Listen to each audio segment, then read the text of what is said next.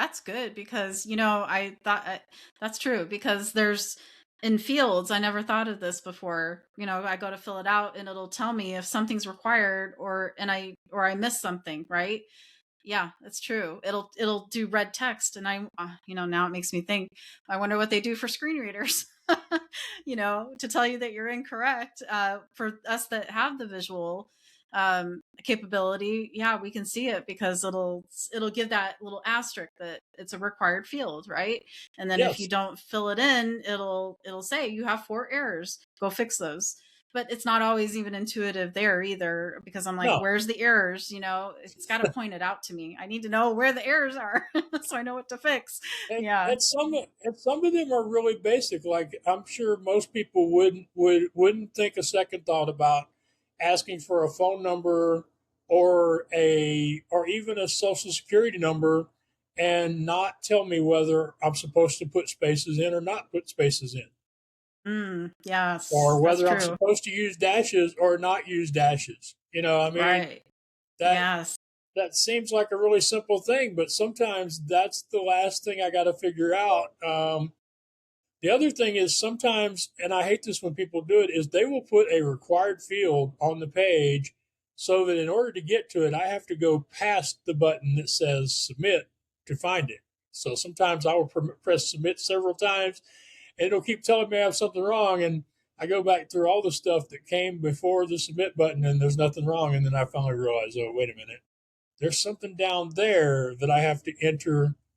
And the other one that catches me a lot is when people create forms, they will ask people for images, and sometimes the button to submit an image doesn't show up until I attempt to submit, and then it will show up, and then I hopefully will find a easy process to upload my image. And recently I created a form for my podcast, The Accessibility Advantage. I'm trying to get more organized so that I can put out more content without getting overwhelmed myself. And one of the things that a friend of mine, Leanne Reiber at Second Skin Society, it's a fitness app for people who are disabled, along with people who are able-bodied that can work out virtually together with.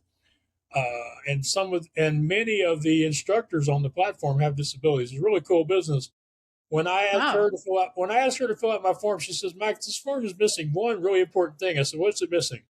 She said, "It's missing a place for people to describe the image that they submitted to you as their headshot." And Oh. I'm like, I should have thought of that. Wow.